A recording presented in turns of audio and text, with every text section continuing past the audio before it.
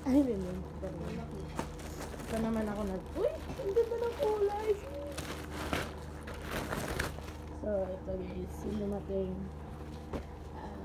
compression ganap ng yes! Woo! So, yeah, organizer. So, hindi, ano siya, yung cube. Ang tawag doon?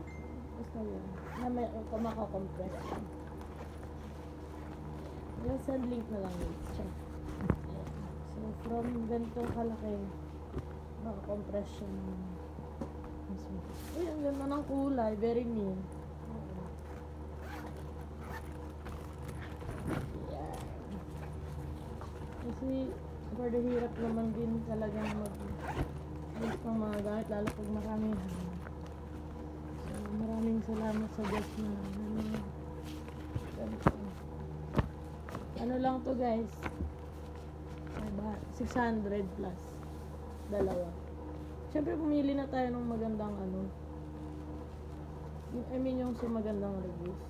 Pero okay naman yung zipper. Hindi siya sobrang, alam yung smooth lang yung live. So ganyan siya. Tapos pag nilagyan mo na ganyan, pero pag i-compress mo pa, syempre yung pangalawang zipper, ayan, ano mo lang aray so inahan mo lang kayo sa isin yung pinakatayan. So gusto ko sa kanya kasi yung iba walang ganito. So pag kunwari gusto mo ito yung gamitin na isama mo sa mga ligo essentials mo pag nandun ka sa mission, edi meron kang pagsasabitan ng ganap, diba? So ayan, meron isang medium, meron isang large. So yung large ganyan katangkad, parang isang ganito. So hindi ako associate sa TikTok, pero nakita ko lang ito. Nakita ko kasi dun sa mga nagta-travel na tinitingnan ko kasi paano mag-travel light kasi dahil marami tayong laging dinadala in life. Well, kailangan natin ng mga ganito. Pero syempre, more than sa mga ganito, kung ano lang kailangan mo, yun lang yung dadalhin mo. So, ito yung comparison sa medium ito large.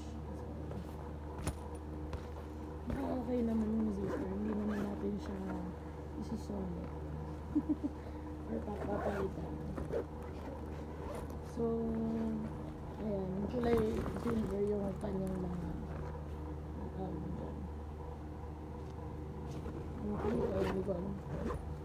may tawag dyan sa yung mga nag-live sa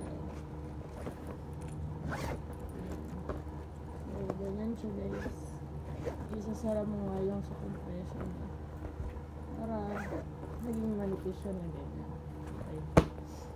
So, syempre konting effort lang yan pag marami ng damit para mas maging compress siya. Tapos yung niya, yung tatak na ay pack cube. Parang pangit eh. Pero yan, PACCUBE cube. So, gamitin na natin ito pagpunta natin sa mission sa Pangasinan. Gusto magmaleta lagi guys kasi masakit na yung likod ko. So, usually, the past mission, nung WCC pumunta kami Baguio, madami din naman kasing araw yun. Mga Friday, Saturday, Sunday, Monday, Tuesday, 5 days sa Baguio, tapos overnight sa LU. So, parang lumalabas na almost 7 days. Yung gamit ko na maleta, yun na yung dala ko. Plus, itong shoulder bag na laptop bag. So, nandyan lahat. Ang gusto ko dito, ito ng kapatid ko yun. So, ayan. Meron na siyang zipper. Tapos malaki siya sa loob. Marami siyang nilalagay. So, yan yung dala ko. Plus, yung everyday na body bag ko. Tapos, itong maleta ko na teal din yung kulay. Siyempre, favorite natin yung teal. Na nilalanggam ngayon. Bakit nilalanggam siya? Tapos ang tatak nito, Anne Klein. So, yes. Favorite na Anne Klein na brand, Anne Klein char.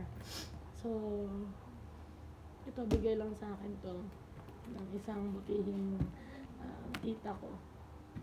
So, ayan, ito yung ginagamit ko. Masaya ako kasi hindi nga ako nakakapag maleta before kasi wala akong maleta. Tapos, ano talaga, plan ko talaga siya na pag-ipunan, yung maganda ng maleta. Pero, yun, kaloob ng Panginoon na bigla ako nabiyayaan ng maleta na ganito. So, thank you. Thank you sa nagbigay. Ayan. So, ayan, ganyan siya. Feeling ko small lang naman to. Ano ko to, hand carry ko to nung nagpalawan kami last week. Hand carry ko siya. So, ito plus yung shoulder bag ko kanina na sinasabi. Tsaka yung body bag ko na ano bang tawag mo dito? Yung sa Uniqlo. Ito. Sa mga nakilala sa akin, alam nyo na ito yung lagi kong dalang bag. So, ayan. Ang lahat yun sa Cebu Pacific ay okay lang na i-hand carry lahat. So, ayun. Yun lang. Actually, itong video na to para to dun sa proof if ever na may damage yung nabili ko nga sa Shopee na compression na yung pouch. Pero nauwi sa vlog. Diretso upload na to.